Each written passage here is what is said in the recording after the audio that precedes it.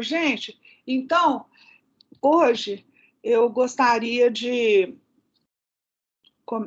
hoje eu gostaria de discutir com vocês que a gente, na aula passada, a gente viu, a gente está vendo macromoléculas, na aula passada a gente viu as proteínas como é a estrutura das proteínas, né? Recordando, estrutura, a cadeia linear, estrutura primária, depois como ela se arruma através de ligações de hidrogênio, formando estrutura secundária, que pode ser alfa-hélice, pode ser folha beta preguiada. Depois, essas estruturas, elas ainda se dobram, né, no espaço, assumem uma conformação, a gente chama de estrutura terciária. Nós vimos quais as forças químicas que são responsáveis pela estrutura terciária, ligações de hidrogênio, interações de dipolo, ligação iônica, pode até ter ligação covalente, por exemplo, formar uma ponte de sulfeto, não foi? A gente comentou. E interação de Van der Waals, a gente viu que muitas vezes a proteína dobra e mantém a parte hidrofóbica num bolsão, assim, para ela não ter contato com solvente, porque outra força química é a interação dos grupos polares ou iônicos da proteína, os aminoácidos, com o solvente, né, que é a água. Depois disso, nós vimos que algumas proteínas ainda funcionam com mais de uma cadeia proteica agindo junto, né? Formando, por exemplo, formando a estrutura quaternária. Exemplo para a gente lembrar, exemplo da hemoglobina, que funciona com 4 cadeias polipeptídicas como um tetrâmero, né? Bom, agora eu queria comentar com vocês hoje sobre a estrutura do ADN, como que ele é formado e o sítio, claro, nas proteínas também, o que a gente deu ênfase foi para o sítio de coordenação de íons metálicos nas proteínas, né? Eu relembrei aqui a questão da estrutura, mas com ênfase no nosso curso para onde que o sítio de coordenação que existem nas cadeias proteicas que existem para ligar íons metálicos e qual a questão de ligantes preferenciais, né? Lembrando a teoria de ácido e base duros e macios. Agora nós vamos fazer a mesma coisa com outra macromolécula, que é o ADN, né? Então, o ADN é um polímero de ácidos nucleicos. Então, a gente tem também, como a gente comentava na aula passada sobre as proteínas, que você tinha os aminoácidos e ia fazendo uma cadeia, aqui também a gente tem os ácidos nucleicos, tem os nucleotídeos, e a gente vai fazer um polímero, né, para formar uma cadeia do ADN. Aqui a gente tem... eu vou fazer uma coisa, peraí. Quer ver? Que chique. Ó, o que eu peguei hoje? Peguei um laser. Lembra que eu falei que eu ia olhar como que eu fazia? Ó, agora não tem mais aquele problema com o meu cursor. Aqui, vocês estão vendo meu laser? Sim, professor.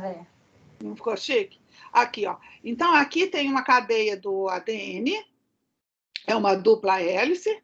Vocês vejam que tem uma cadeia e a outra, formando uma dupla hélice, elas ficam emparelhadas assim, né? Aqui ela já está no espaço formando a hélice. Já fez, a gente brinca, faz assim, né? Para fazer a estrutura do ADN, né? Com os braços. Então, vocês veem que quando ela dobra assim e faz a hélice, a gente tem aqui o que a gente chama de sulco maior, major groove, é o sulco maior, e aqui a gente tem o minor groove, que é o sulco menor do ADN, né? A gente vai ter as proteínas, que depois vem, eu vou mostrar depois também um vídeo, as proteínas, tem proteínas que vêm que interagem com o ADN aqui, tem moléculas que interagem com o ADN e que vão ser reconhecidas ou no sulco maior ou no sulco menor, sabe? E aqui a gente vê o seguinte, se eu der um zoom aqui, tá vendo esse retângulo? Esse retângulo foi recortado para a gente dar um zoom aqui, para a gente ver como que isso aqui está no espaço, esses dois esses dois nucleotídeos aqui que estão empareados, como que fica? Você tem aqui a base fica dentro, que o nucleotídeo vai ser a base nitrogenada, o açúcar e o fosfato, né? Então, a base nitrogenada fica para o lado de dentro da hélice e de frente dela, uma outra hélice também vem a base nitrogenada para o lado de dentro. O que que mantém essas duas hélices unidas? São ligações de hidrogênio. Veja como, de novo, a importância dessas forças fracas, né, relativamente fracas, essas ligações de hidrogênio. No caso das proteínas, a gente via que elas tinham uma grande importância na estrutura dessas proteínas. A folha beta preguiada ou a alfa-hélice, elas são mantidas através de ligações de hidrogênio. Aqui na estrutura do ADN também, essa dupla hélice ela é mantida por ligações de hidrogênio. Vocês vejam que essa foi uma das grandes importâncias na hora de resolver a estrutura do ADN. Por quê? Porque pela a base, você pode ter base piridínica e pirimídica. E você vendo aqui que a complementariedade dos dois anéis das bases é que levou o Watson e o Crick a proporem que a timina pareava com a adenina e a citosina pareava com a guanina.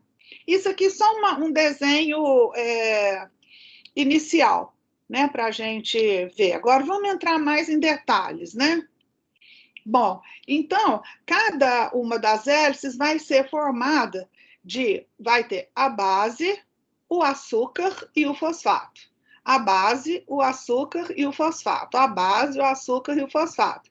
Quando vocês veem aquela cadeia que eu estava mostrando, aqui na frente dela ia vir aqui outro o quê? Base, o açúcar e o fosfato. Então, uma cadeia igual, uma cadeia igual essa vai vir aqui para complementar e formar a dupla hélice, né? Então, as bases nitrogenadas, que eu tenho aqui, está representado por esse retângulozinho amarelo. Elas que carregam a informação genética, certo? E o açúcar e o fosfato, eles têm função, papel estrutural na manutenção da hélice, né? Da estrutura do ADN. É muito interessante vocês verem que toda a informação genética ela é codificada apenas por 4 tipos de base. Isso é incrível, não é? Então, nós temos como quando tem o anel púrico, é a adenina e a guanina. E as pirimídicas, a timina e a citosina. São essas 4 bases, só que com as combinações possíveis entre elas que vão codificar todo o nosso código genético. É muito interessante isso, né? Então, cada unidade que é formada por a base nitrogenada, um açúcar e um fosfato, porque depois se repete, né? Então, a gente chama de nucleotídeo. Então, o ADN é um polinucleotídeo, vai fazendo um polímero de nucleotídeos, né? Então, a cada unidade formada pela base, o açúcar e o fosfato, que aqui está em azul, isso é um nucleotídeo. E aqui, base, açúcar e fosfato é outro nucleotídeo. Tá certo? Então, vamos ver mais aqui um detalhe. Aqui, a estrutura química das bases, então, pirimídicas e as purinas, púricas, a guanina e a adenina. Vocês vejam o seguinte, aqui a numeração, né? Como que é feita a numeração dos carbonos aqui no anel. Então, vocês vejam o seguinte, aqui nós estamos falando tanto das bases presentes no ADN, como das bases presentes no ARN. No ARN, tem uracila. A uracila substitui a timina. Então, a timina é o que está presente no ADN e a uracila que está presente no ARN, certo?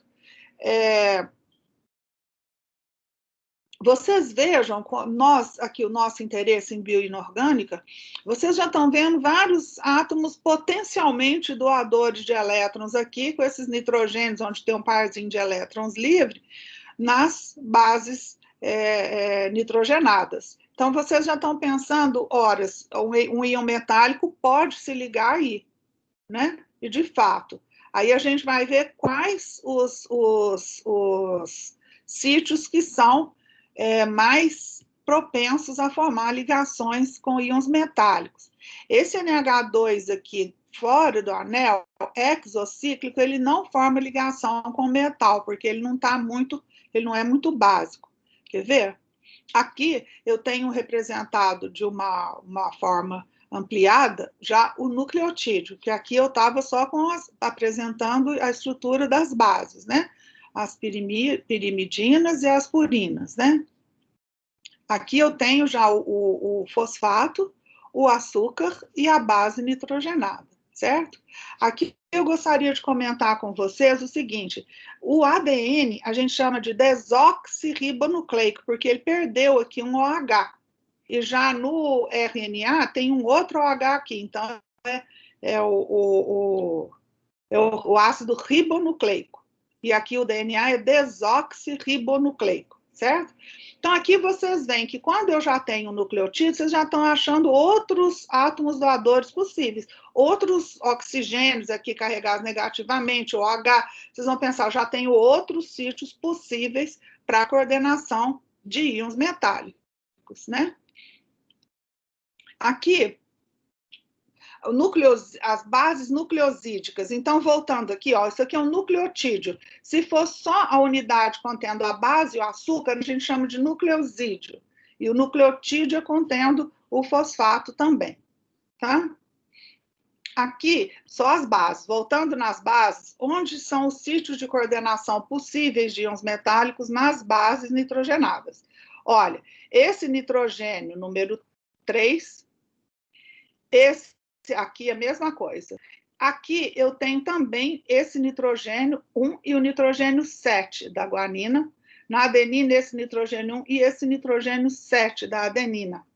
Vocês vejam que também eu tenho essa carbonila, onde também eu posso ter uma interação aqui com o íon metálico. Tem também aqui um par de elétrons livres, né? Na citosina, na timina, aqui no uracilo, um aqui e o outro aqui, né?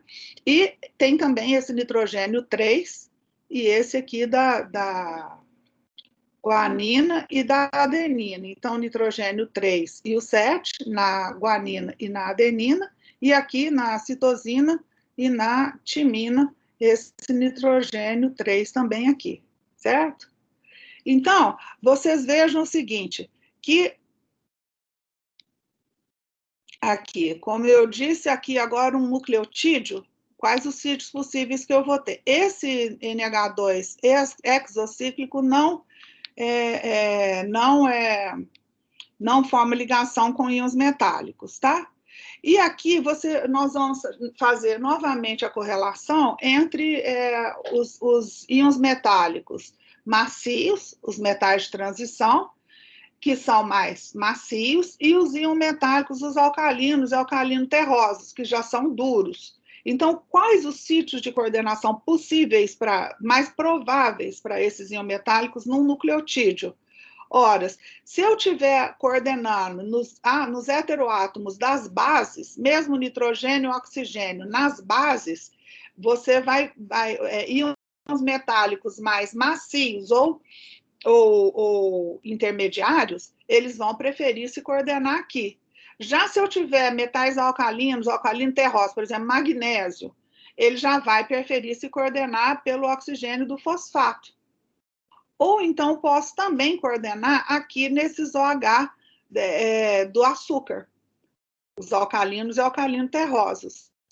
De fato, muita gente aqui, nós já discutimos isso, tem alguns alunos aqui trabalhando com compostos metálicos com platina, por exemplo, visando uma ligação ao ADN. Então, vamos supor, no caso, a cisplatina, que é um medicamento usado no tratamento do câncer, que contém platina, né? É um composto inorgânico, não tem nenhum átomo de carbono na cisplatina, é um xodó da química bioinorgânica. Ela se liga mais nos nitrogênios das bases nitrogenadas, porque ela é mais macia. certo? Agora, o magnésio 2, por exemplo, interage muito com o fosfato.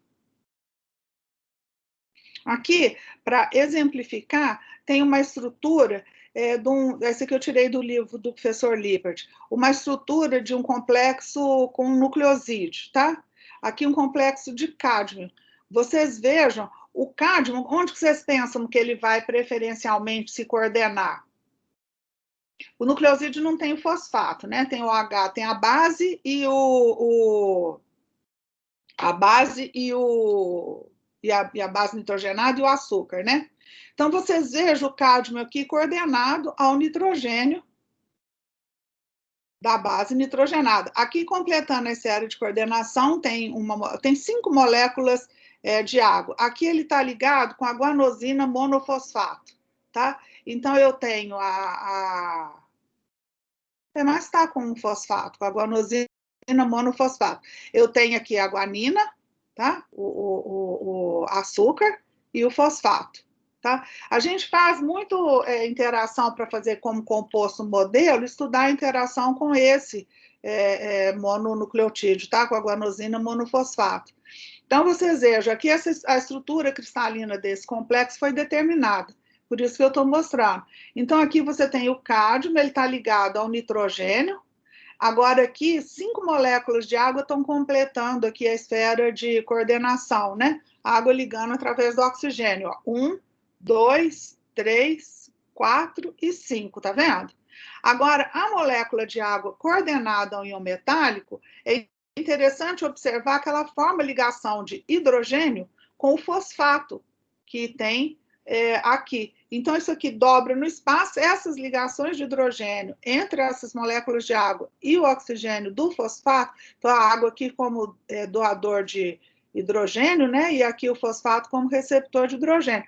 Aqui você veja que estabiliza essa estrutura, essas ligações de hidrogênio. Aqui também essa ligação de hidrogênio entre essa molécula de água e a carbonila aqui, da guanina. Interessante, não é? Então, vamos olhar aqui, olha, qual que foi o nitrogênio que ele ligou ali? Foi o nitrogênio 7, não foi? Vamos olhar de novo? Ó, não foi? O nitrogênio 7 foi o nitrogênio que está ligado aqui ao íon metálico. Uma outra estrutura, aqui no caso, um complexo com o ATP, né, que é o trifosfato, o ATP também é um nucleotídeo, né, só que ele tem adenosina trifosfato. Vamos lá ver, aqui é o metal, aqui essa estrutura está montada com base nesse complexo aqui que foi caracterizado por difração de raio-x, que seria trifosfato, tetraamin, cobalto 3. Então, aqui seria um metal substituindo o cobalto 3 por um outro íon metálico, foi o livro do professor Lippert coloca isso aqui como um composto modelo, né? Então, aqui eu tenho um íon metálico, vocês vão ver que ele está coordenado, aqui não está representado as moléculas de água, ele foi escrito como uma base sobre isso, né? Na verdade, aqui você tem o ATP, né? Adenosina, o açúcar e aqui 3 fosfatos, né? O fósforo aqui está em cinza. 1, 2, 3, certo? Então, vocês vejam aqui que eu tenho o íon metálico coordenado aos oxigênios dos fosfatos, tá? Então, aqui ele está coordenado a esse oxigênio de um fosfato, esse oxigênio do outro fosfato, e aqui completa a esfera de coordenação moléculas de água. Ao invés de colocar amônia, porque ele diz que essa estrutura aqui foi proposta com base na estrutura cristalina desse complexo aqui. Nesse caso aqui, eu teria 4 grupos, 4 amônia, né? Mas aqui, no caso, as 4 amônia, ele substituiu o que seria, o que estaria presente em vivo, por 4 moléculas de água. Não é interessante? Aqui, então, o íon metálico está numa esfera, está numa geometria octaédrica, então ele está ligado a 2 oxigênios dos fosfatos, e aqui as moléculas, 4 moléculas de água completam a esfera de coordenação octaédrica.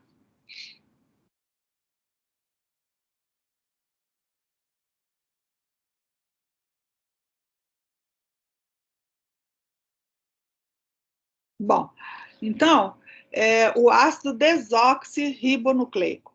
Então, aqui eu vou comentar como que é formado. Isso aqui seria o quê? Uma das fitas do ADN que a gente tinha representado lá. Vocês vejam que a base ficou aqui para o lado direito, tá vendo? Para o lado direito aqui, todas têm a base. Uma outra cadeia dessa emparelharia aqui, só que virada no outro sentido, ou seja, a base também para dentro. Tá? Então, aqui, vocês vejam, aqui está representado como que é formado essa cadeia. Você começa aqui a direção 5 linha, 3 linha. A gente dá a numeração, vocês viram que a numeração dos carbonos aqui, ó, deixa eu voltar aqui, dos carbonos nas bases, 1, 2, 3, 4, 5, 6, né, 7, 8 e 9, certo? E aqui a adenina, certo? Agora, vocês vejam o seguinte, quando eu usar para numerar o açúcar, aí eu uso aquela apóstrofe, aquela linha. Então, a numeração aqui, ó, 5 linhas, 3 linhas, já se refere aos carbonos que estão aqui no açúcar, para diferenciar dos que estão na base nitrogenada, sabe? Então, a orientação, a direção da hélice é no carbono 5 linhas da base, você faz uma ligação, uma ligação fosfodiéster, fosfato liga aqui, vem e liga no carbono, vai para o carbono 3 linhas dessa base aqui, tá? Então, aqui você tem o 5 linha, o 3 linha, certo? Aqui vai ser de novo e vai repetir. Por exemplo, aqui a gente pode olhar, ó, carbono 5 linha, 3 linha. Aqui, 5 linha, 3 linha, tá? Que é o carbono que está na base, a numeração dos carbonos da ribose, né? Então, aqui eu tenho o OH e aqui o oxigênio do 3 linha. Aqui, vocês reparam que eu não vou ter nessa posição 2 linha, eu não tenho OH, porque aqui eu estou representando o ADN. No ARN, aqui eu vou ter um OH. Por isso que o ADN a gente chama desoxirribonucleico. O açúcar é uma ribose, é uma desoxirribose. Né? O açúcar é uma desoxirribose. Fosse o OH, aqui eu teria, se fosse o ARN, eu teria a ribose, certo? Aqui, ó, então, com a ribose, tá vendo? O ácido ribonucleico. Então, aqui também, a cadeia também é polar, vai na direção 5 linha, 3 linha, tá? Que a gente vai desenhar na direção 5 linha, 3 linha. A cadeia do ácido nucleico. Então, aqui você tem o carbono 5 linha e aqui o 3 linha. Então, tanto o carbono 5 linha do açúcar como o carbono 3 linha vai estar envolvido na formação de uma ponte no fosfodiéster. Tá vendo? O carbono 5 linha aqui, com essa ponte, aqui, ó, carbono 5 linha, depois o 3 linha aqui de baixo. Mesma coisa, ó, 3 linha, aqui, de novo, o carbono 5 linha e o carbono 3 linha, tá vendo? Aqui tem também o OH.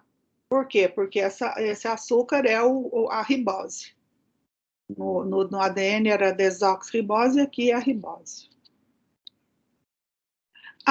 Agora isso aqui que foi a grande sacado. Vocês têm aqui a famosa fotografia, né, de difração de raio-x, a imagem de difração de raio-x tirada porque quem conseguiu ter essa medida era da Rosalind.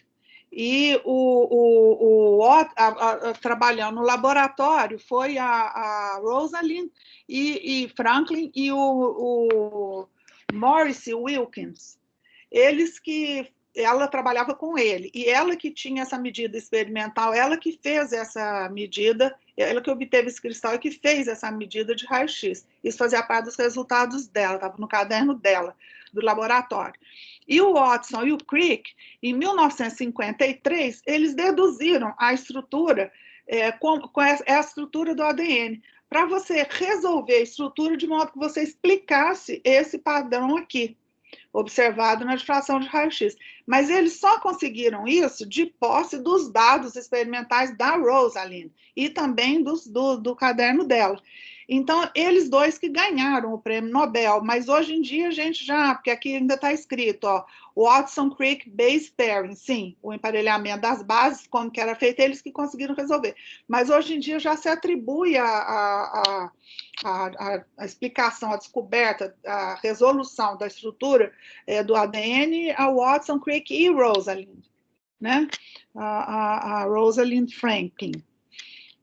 Então, o que foi a grande sacada?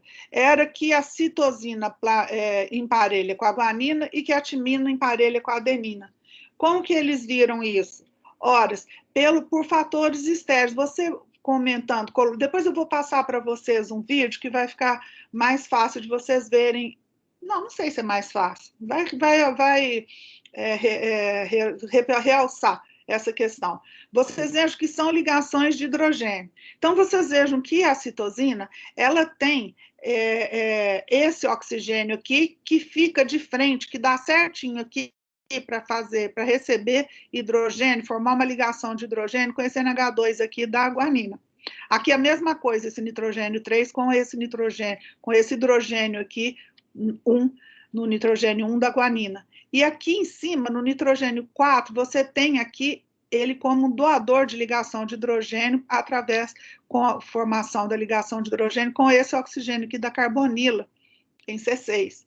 Se você olhar pela estrutura aqui da timina, você vê que ela já tem uma estrutura diferente. Então, por exemplo, ela não daria para parear com a guanina. Por quê? Porque aqui ela vai receber hidrogênio, na ligação de hidrogênio, com nitrogênio NH2 da adenina.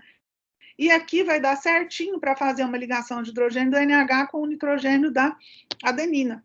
Então, aqui, se você imaginasse aqui, você colocar, por exemplo, uma guanina. Imagina que você vai pegar uma guanina aqui e vai colocar de frente e tentar emparelhar com a timina. Aqui não iria dar certo. Por quê? Porque aqui em cima, ó, a guanina teria uma carbonila também que iria sofrer repulsão com essa aqui, não iria formar ligação de hidrogênio aqui, entendeu? Aqui também, ó, ela teria um NH, a timina também tem um NH, então não daria certo. Então, quando eles descobriram como que as bases eram emparelhadas, e aí vai ficando tudo do mesmo tamanho a cadeia. Aí eles conseguiram resolver essa estrutura. Olha aqui que interessante, aqui está representado de como maneira. Depois você vai formando a hélice, né? Então, na hora que você vai formando a hélice, as bases ficam aqui para o lado de dentro, tá vendo? E aqui do lado de fora, que fica o açúcar e o fosfato, tá vendo? Então, você já consegue explicar como que era, por que dessa figura de difração. Aqui, para vocês verem, aqui aqui eu estou fazendo a hélice, né? Eu já enrolei assim, formando uma hélice. Eu já fiz a dupla, as duas fitas e já enrolei. Agora aqui, se você esticar, desenrola as duas fitas do ADN, como que fica? Aqui fica, então, o fosfato, ó, o 5' o 3', tá vendo? O 5', o 3', o 5', o 3', tá vendo?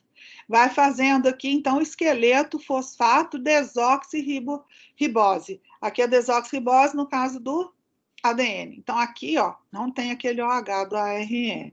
Agora, aqui, as bases nitrogenadas, né? Então, você põe uma fita do lado de cá, do lado de cá, você coloca outra fita com a base virada para o lado de dentro. E aqui a cadeia, ó. A de cá vai ser 3', 5', né? Para poder emparear com essa daqui, que é 5', 3', de cá vai ser 3', 5', né? Para você poder fazer emparelhar as duas bases nitrogenadas, né? Então, aqui você veja as ligações de hidrogênio sendo formadas e você vê que quando você tem uma guanina é citosina, quando você tem uma adenina é uma timina, e quando você tem uma guanina é uma citosina, para você fazer o emparelhamento, né? Ou então uma timina com uma adenina, ou então aqui uma citosina com uma guanina, certo? Vocês vejam que dessa maneira você mantém aqui, olha, a mesma distância emparelhando as bases dessa maneira.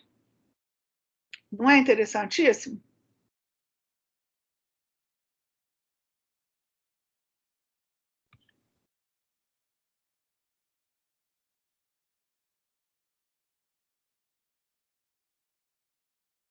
Deixa eu voltar aqui e perguntar para vocês se alguém tem alguma pergunta, se está indo tudo bem, se está tudo certo.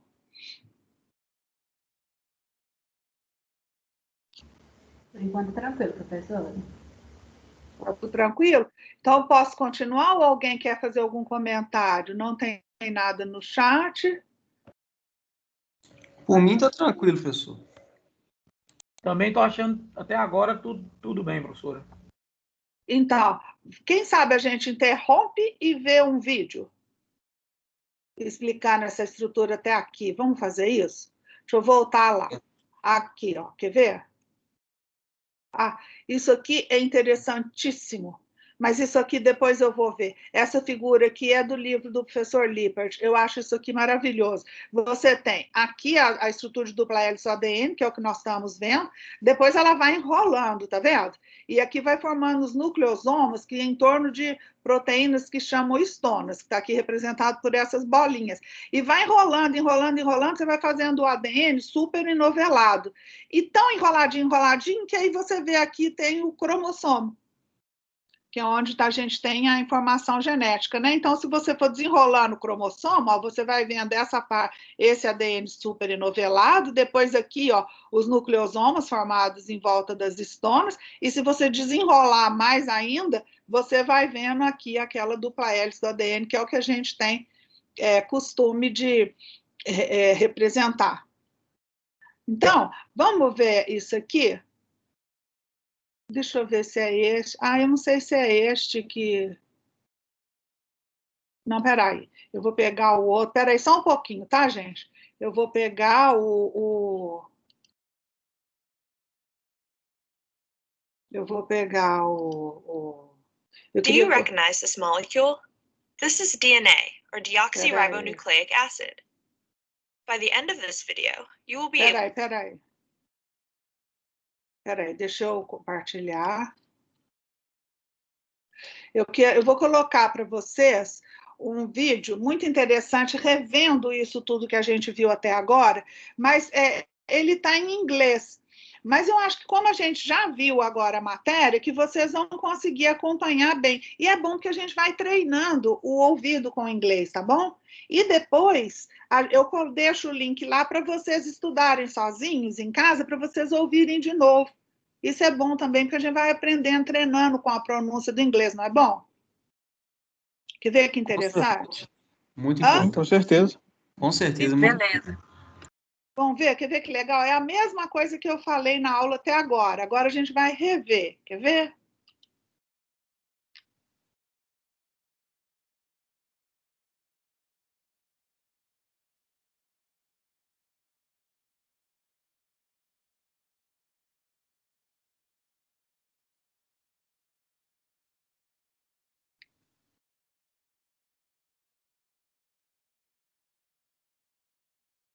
Não está passando, tá?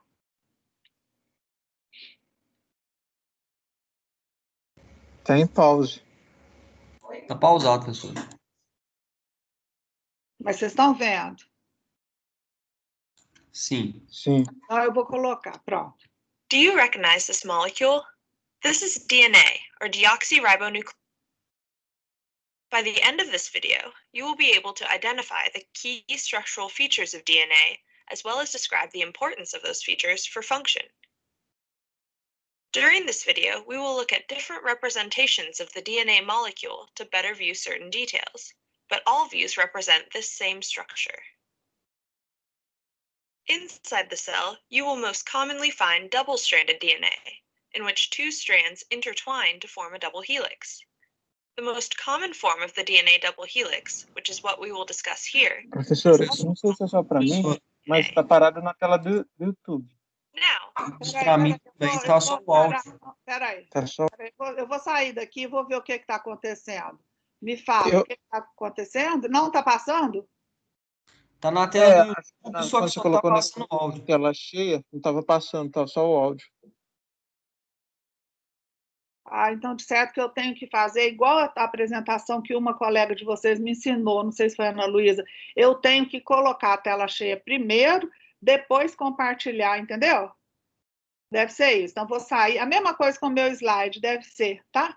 Então, aqui, ó, eu vou parar o compartilhamento, eu vou primeiro colocar a tela cheia, vamos ver se assim dá certo. Espera aí. Vou colocar a tela cheia, aí eu compartilho, quer ver? Vamos ver se vai dar certo. Ainda bem que vocês me avisaram, senão eu fico aqui vendo o vídeo inteiro, na minha tela está aparecendo, fico achando que é de vocês também. Então, agora, deixa eu ver se eu consigo compartilhar. Mas aí não aparece o... Não aparece o compartilhamento. do you recognize this molecule? This is No. DNA, or deoxyribonucleic. Aí vocês não veem, né? Então, eu vou fazer o seguinte. Eu vou deixar mesmo sem tela cheia, tá bom? Pode ser, melhor. Vou deixar sem a tela cheia, porque quando eu coloco a tela cheia, eu não estou conseguindo compartilhar. Entendeu? Deixa eu colocar aqui. Vou compartilhar, vou deixar sem ela, porque com a tela cheia fica mais bonito.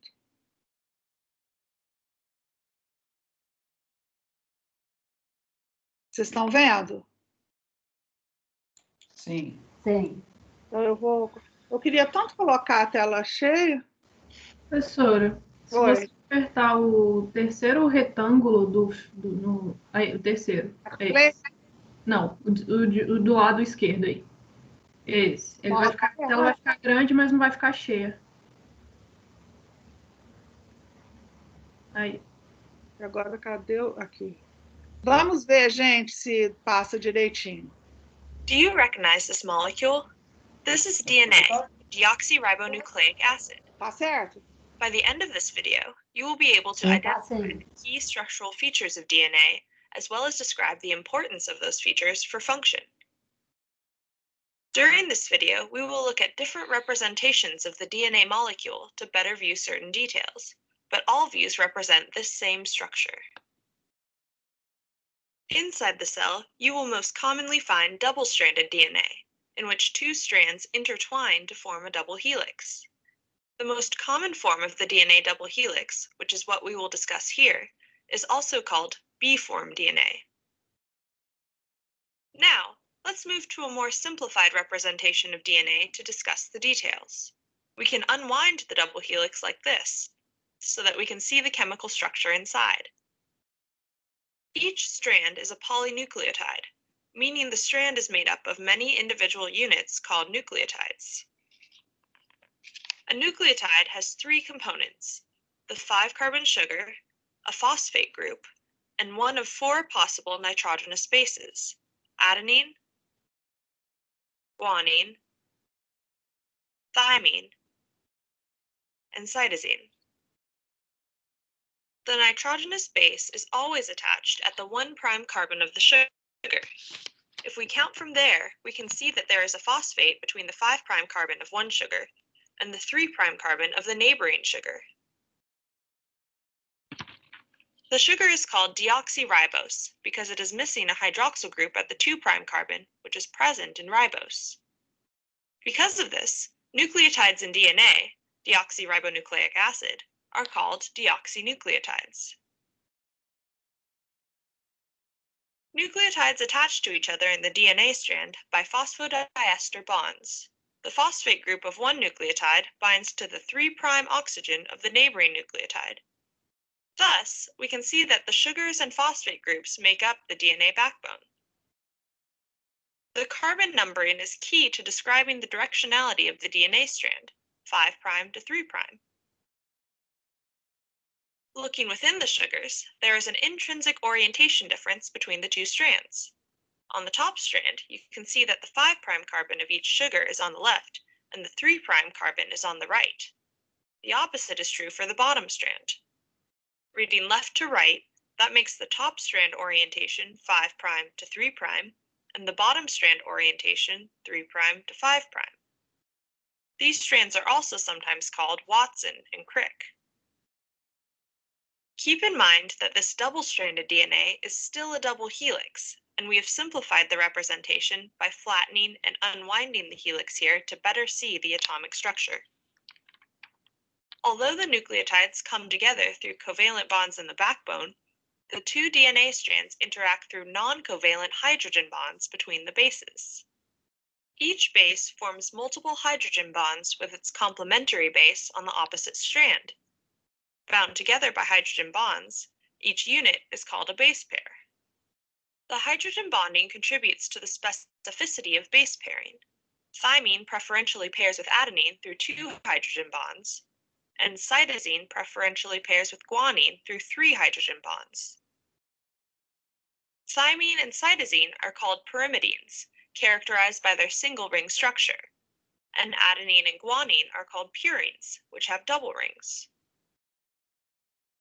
The geometry of the AT or TA and GC or CG base pairs is the same, allowing for symmetry and base stacking in the helix. This mostly has to do with the distance between the backbones and the angles to which the base is attached to the backbone. Other base pairs, like GT for example, do not have the same geometry, cannot form strong hydrogen bonds, and disturb the helix. The double helix structure of DNA is highly regular. Each turn of the helix measures approximately 10 base pairs. In addition to the hydrogen bonding between the bases, the stacking of the bases also stabilizes the double helix structure. These pi-pi interactions form when the aromatic rings of the bases stack next to each other and share electron probabilities. The regularity of the helical structure forms 2 repeating and alternating spaces called the major and minor grooves. These grooves act as base pair recognition and binding sites for proteins. The major groove contains base pair specific information, while the minor groove is largely base pair nonspecific. This is because of the patterns of hydrogen bond acceptors and donors that proteins can interact with in the grooves. In this way, the DNA can be acted upon in either a sequence-specific or non-sequence-specific manner, allowing proteins to position themselves correctly in the genome to carry out their designated tasks. This is the DNA double helix, and you've now learned the structural features that influence its function. We hope you've enjoyed exploring this amazing molecule with us.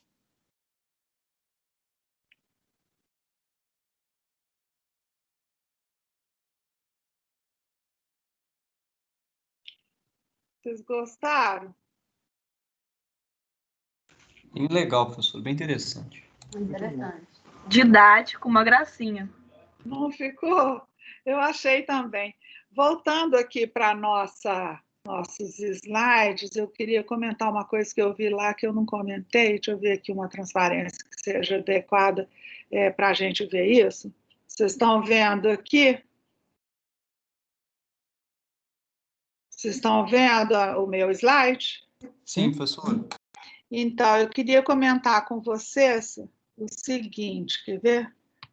Se eu pegar aqui, olha, uma coisa que ele comentou, aqui você tem as bases nitrogenadas aqui para dentro, certo?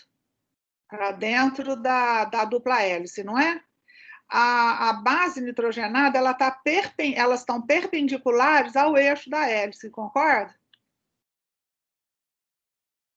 Sim. Vocês estão vendo? Sim. Então, e o plano dos açúcares é quase que 90 graus do plano das bases. O açúcar que está aqui do lado, tá vendo? E a base, ela fica assim, perpendicular ao eixo da hélice. Isso eu tinha esquecido, eu não comentei, e eu queria também chamar a atenção do seguinte, além das ligações de hidrogênio, que essas sim nós destacamos, né, que estão aqui presentes, as bases nitrogenadas, elas também interagem por que a hélice dobra, certo? Por que não fica esticado? Por que a hélice dobra? Bom, porque também você vai ter interações pi-pi. A gente fala o empilhamento pi-pi, né, de anel aromático, a gente chama de pi-stacking, né? Pi-pi interaction. Então, você tem aqui um anel aromático e o outro fica aqui em cima, fazendo uma outra interação que existe entre as bases nitrogenadas, além das ligações de hidrogênio, é a interação pi-pi, é o pi-pi stacking, que também aproximam-se os anéis aromáticos e você vai ter aqui os anéis pi. As nuvens eletrônicas vão aproximar e vão fazer com que haja uma interação entre as bases nitrogenadas. Isso eu tinha esquecido de comentar, certo? Então, aqui é ela aberta, né? Ela aberta. Aqui eu tenho as ligações de hidrogênio, mas na hora que eu dobro, assim, que eu vou fazendo a hélice também, vai havendo interação pi-pi entre as cadeias, né? E eu queria comentar também com vocês essa questão aqui que eu acho muito interessante. Vocês já pensaram sobre isso? Que o ADN ele vai ficando super enovelado? O ADN é grande, eu não sei se eu coloquei aqui quantos metros, se você esticasse, é enorme. E ele fica apertadinho, bem enroladinho, dentro do núcleo, que é uma estrutura pequena. Por quê? Porque ele vai super enovelando, ele vai formando aqui o DNA, como a gente tinha representado o sulco maior, o sulco menor, como a gente tinha representado a dupla hélice, aí ele vai enrolando com as proteínas, as histonas, vai fazendo os nucleosomos, está aqui representado, e depois vai fazendo o superenovelamento, que vai ficando assim como está aqui representado um cromossomo. Então, eu gostaria de passar para vocês agora um outro desse filme, já que vocês gostaram, eu também gosto, um outro aqui sobre compactação e replicação do ADN. Professor, eu posso fazer só uma pergunta? Claro. Porque no vídeo tem uma parte que eles falam que os sucos maiores e os menores, um deles são específicos, o outro não. In this animation, we'll see the remarkable way our DNA is tightly packed up. Peraí, eu já coloquei o vídeo, começou. Quem está falando mesmo? Desculpa. Messias, sim. Na parte do suco maior, as proteínas que se ligam ali, as interações são mais específicas, e do outro lado, não, por causa das ligações de hidrogênio que elas vão poder fazer. Alguns compostos químicos que interagem com o ADN podem interagir através do sulco maior ou através do sulco menor. Sulco é o groove, a gente chama de sulco, é S-U-L-C-O, sulco. Ou então, eu não sei se tem gente que fala fenda maior, fenda menor. Ok. Pode continuar, era isso? Era isso. É porque eu não tinha pegado qual que era específico e qual que era não específico. Aí a Natane, você conseguiu ver e ouvir o vídeo? Você perguntou se é só para mim que está travado? Você conseguiu ouvir?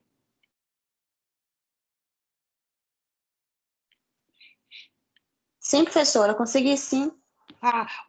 Gente, quem tiver com o microfone, é bom quando está dando alguma coisa errada de vocês falarem, porque às vezes eu não estou vendo o chat na hora, aí quando alguém falou que eu ouvi para eu interferir, tá? Porque às vezes na minha tela está passando e para... Beleza, professora. Então eu vou fazer aqui como... Só porque eu achei que era só para mim que tinha travado, aí por isso que eu não quis interromper, porque aí já estava, às vezes o pessoal estava vendo o vídeo e aí estava travado só para mim. É verdade, tem hora que a gente não sabe, né, se está travado aqui com a gente ou se é todo mundo, né? Por outro lado, também eu não sei, eu estava vendo tudo, mas realmente eu vou fazer quem que me ensinou isso, que eu gostei muito, que foi a Ana Luísa, quem que me ensinou para poder usar aquele teatro?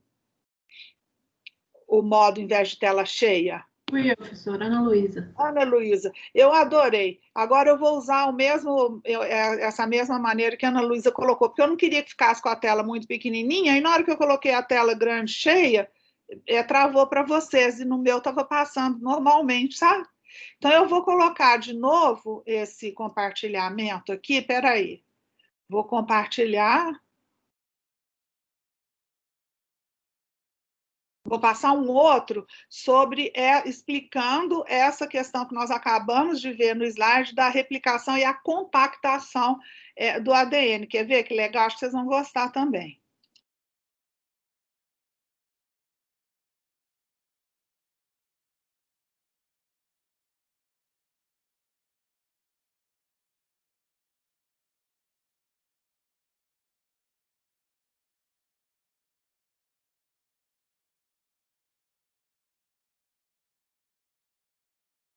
Vocês estão vendo, né? Sim. Sim, professor. Então, eu vou colocar.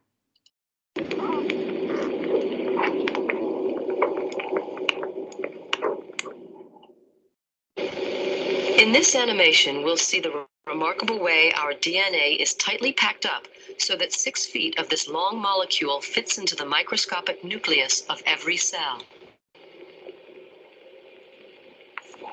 The process starts when DNA is wrapped around special protein molecules called histones.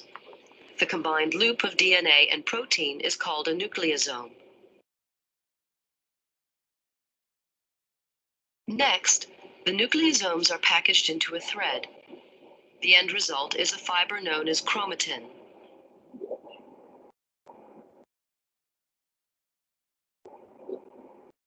This fiber is then looped and coiled yet again.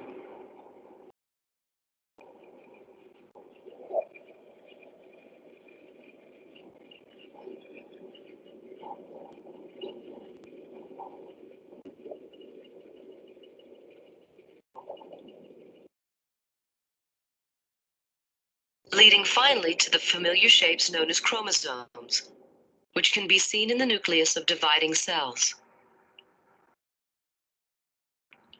Chromosomes are not always present. They form around the time cells divide when the 2 copies of the cell's DNA need to be separated.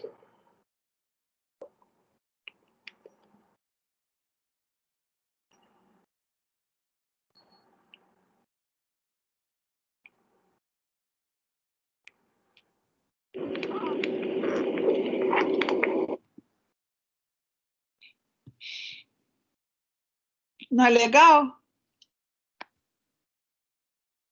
Muito. Aí depois, se vocês quiserem, eu vou colocar o link, que aí vocês podem... Esse aqui tá bom que tá com a tradução em português, né? Aí eu vou colocar o link, vocês podem ver sozinhos em casa de novo, não é? Interessante? Ah, cadê o outro que eu queria passar? Sim. Querem ver também? Vou colocar mais um.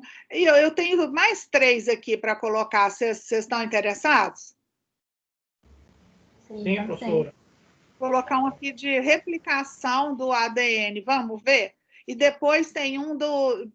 Como que faz a transcrição. Quer dizer, o ADN, ele codifica qual proteína, o código genético é isso, vai codificar quais proteínas que vão ser sintetizadas, certo? Então, a cada 3 bases, a cada sequência de 3 nucleotídeos, você codifica um aminoácido. E depois, então, eu vou mostrar também como que é feita a síntese proteica. O ADN está no núcleo, a síntese proteica vai ter o RNA mensageiro, porque se vocês olharem, se eu abrir a dupla hélice do ADN, lembra que tem a dupla hélice, aquela que estava lá aberta, pensa nela sem estar formando a dupla hélice, aquela estrutura que eu coloquei mais aberta no plano. Se eu abrir a dupla hélice, então, vocês vejam que ela é um código para fazer uma outra hélice aqui complementar. Por quê? Porque você vai seguir o emparelhamento, né? A citosina com a guanina, a timina com a adenina, não é assim? Então, o ARN, ele pode vir e ler a hélice do ADN, um lado, uma fita, e fazer a fita cadeia complementar. E isso, o RNA, ele transmite essa informação, o RNA a gente chama de mensageiro, ele transmite essa informação e leva no ribossomo, onde vai ser lido e aí o ribossoma fica no citoplasma, né? Aí no ribossoma, que é uma organela celular, onde vai ocorrer a síntese proteica, aonde vai vir o RNA transportador, vai trazendo os aminoácidos e vai sintetizando a proteína que está codificada ali. Não é interessantíssimo? Aí eu vou colocar também uma animação, eu acho que fica muito didático essas animações para a gente visualizar a sequência. Quer ver qual que é que eu quero colocar agora? Aqui é a replicação do ADN primeiro, tá bom? Vou colocar a replicação do ADN primeiro.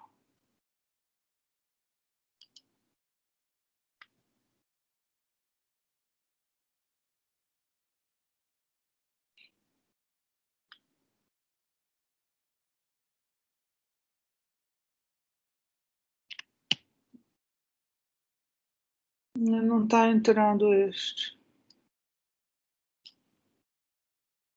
Este aqui não deu certo, acho que tirou. Esse aqui eu não consegui, deixa eu ver se eu acho aqui. Deixa eu ver se eu colocar assim, ó.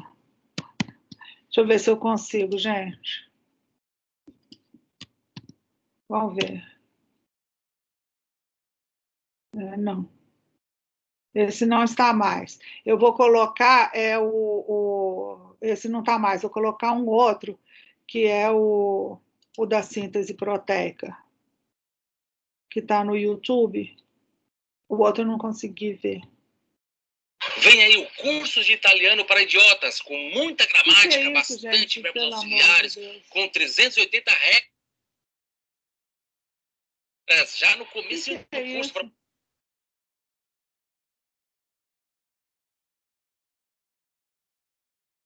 Deve ser alguma propaganda do YouTube, professora. Mas como é que eu faço? Tá com muita propaganda ultimamente, tá bem chato de mexer, tem hora.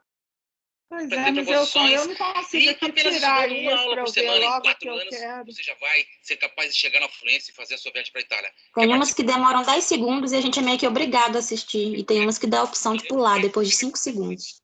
Mas aqui não tá me dando a opção de pular, não. Aprender. Então eu te convido, sim, para um curso de italiano 100% grátis para iniciantes, espertos, que sabem o que querem.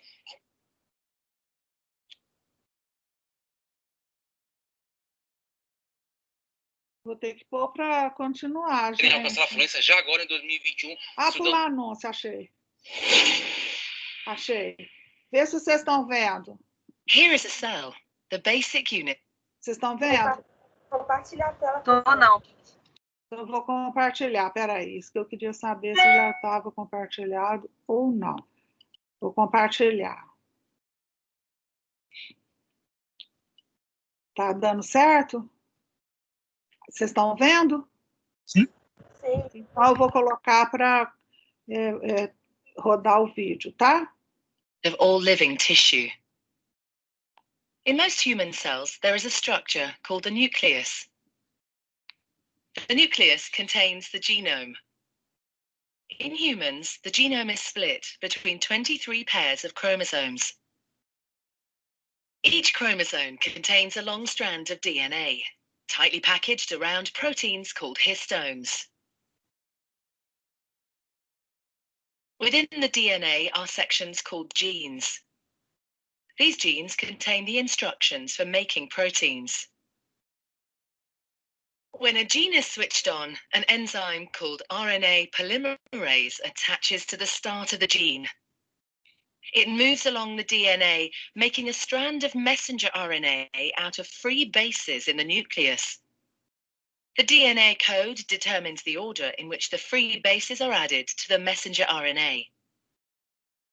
This process is called transcription. Before the messenger RNA can be used as a template for the production of proteins, it needs to be processed. This involves removing and adding sections of RNA. The messenger RNA then moves out of the nucleus into the cytoplasm.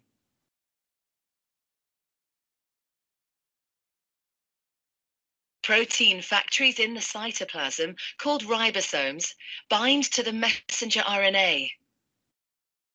The ribosome reads the code in the messenger RNA to produce a chain made up of amino acids. There are 20 different types of amino acid. Transfer RNA molecules carry the amino acids to the ribosome.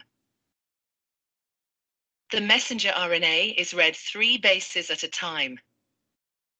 As each triplet is read, a transfer RNA delivers the corresponding amino acid. This is added to a growing chain of amino acids. Once the last amino acid has been added, the chain folds into a complex 3D shape to form the protein.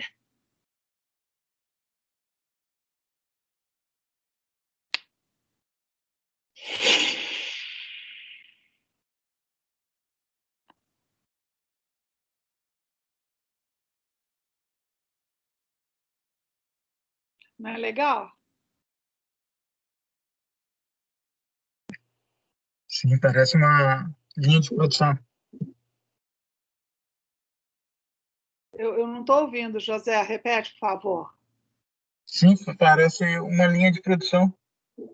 Não é interessante? Então, a cada, o códon, né, a cada 3 bases, ele traz o RNA transportador, ele traz um aminoácido e vai fazendo a proteína. E tem também tem uma sequência onde você sabe, onde a célula sabe que vai acabar ali a proteína e interrompe a síntese. Mas é interessantíssimo, não é? Deixa eu ver se eu tenho mais uma aqui para vocês. Quer ver outra? Eu não sei se esse aqui eu não estou conseguindo passar desse site. Eu vou tentar de novo. Espera aí. Eu estou usando o McGraw-Hill, mas não está passando. Eu vou ver se eu consigo. Se eu não conseguir de novo, aí eu deixo. Os do YouTube eu estou conseguindo. É porque eu tinha pegado 2 de síntese proteica e de cópia do ADN, mas com esses aqui deu para ver, não deu, gente? Não ficou interessante? Então, a gente vê como que é codificado a síntese proteica, como que é transmitido o código genético. Não é interessante? Isso. Então, muito interessante. Muito legal, professor, muito legal. Aí eu vou colocar para vocês, então, esses links dos vídeos, porque aí vocês podem assistir em casa também, tá bom? Beleza, professora.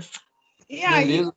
Então, agora a gente já, então nós estamos terminando essas, eu vou colocar também para vocês um artigo para vocês lerem, que chama Composição Química das Células, mas acho que lá não está exatamente entrando na estrutura do ADN, das proteínas, mas dos outros compostos, como nós comentamos, os açúcares, os fosfolipídios, que tem na membrana. É um artigo do Journal of Chemical Education que é interessante, voltado um pouco para a área de ensino, sabe? Então, eu acho que ele está bem didático para vocês olharem. Então, basicamente, nós já comentamos, né, as moléculas presentes, né, os sítios de coordenação mais comuns nos ligantes que estão presentes nos meios biológicos.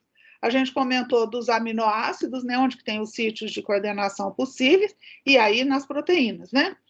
Lembramos também de outros ligantes presentes, pequenos, por exemplo, a água, cloreto, né? Que isso nós comentamos. Os açúcares, que tem também os OHs, que também funcionam como possíveis sítios de coordenação para íons metálicos.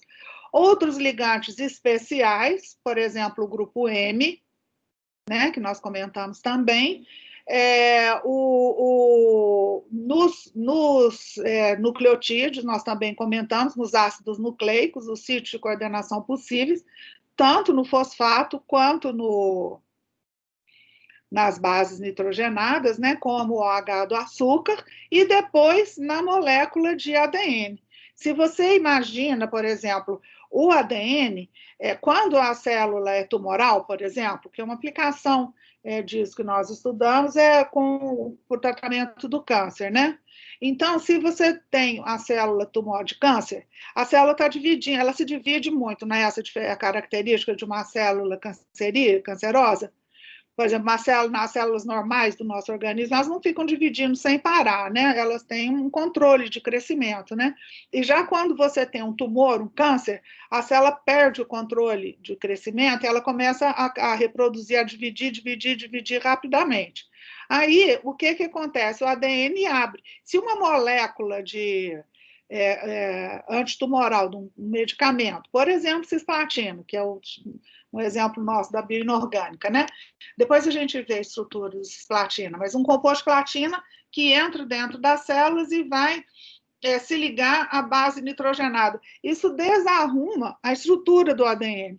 Então, impede a síntese proteica e interrompe o crescimento celular, levando à apoptose da célula. A célula para de crescer, o tumor. Então, o medicamento para o crescimento do câncer. Vocês já repararam? Eu não sei, talvez vocês conheçam. É muito comum você conhecer alguém que faça quimioterapia para tratar o câncer. Você observa, às vezes, que a pessoa perde o cabelo ou perde a unha, que são as células que também estão crescendo. Porque o cabelo da gente vai sempre crescendo, né? Essas células estão dividindo. Então, o quimioterápico ele também impede o crescimento dessas células. Então, a pessoa perde o cabelo. É temporário. Não tem problema, isso aí é o de menos, porque depois que acaba o tratamento, quando você acabar todas as sessões, se você ficar curada, o cabelo volta a crescer. Então, isso é temporário só, mas é para a gente pensar nesse tipo de questão das células, de interagir no ADN, como um possível alvo intracelular para medicamento, né? Gente, então, nós aí vimos esses sítios possíveis, vocês recordam, tá bom? Então, aí depois a gente continua. Então, na aula que vem, eu já vou colocar, eu já vou entrar em algumas outras proteínas transportadoras, outras proteínas transmembranárias, para ver mais especificamente algumas metaloproteínas que são muito importantes para o curso de bioinorgânica, né? Que, por exemplo, a transferrina, os compostos transportadores de ferro, tá bom? Beleza, professor, tranquilo. Então, eu vou parar a gravação, aí se alguém tiver algum comentário, eu acho ótimo.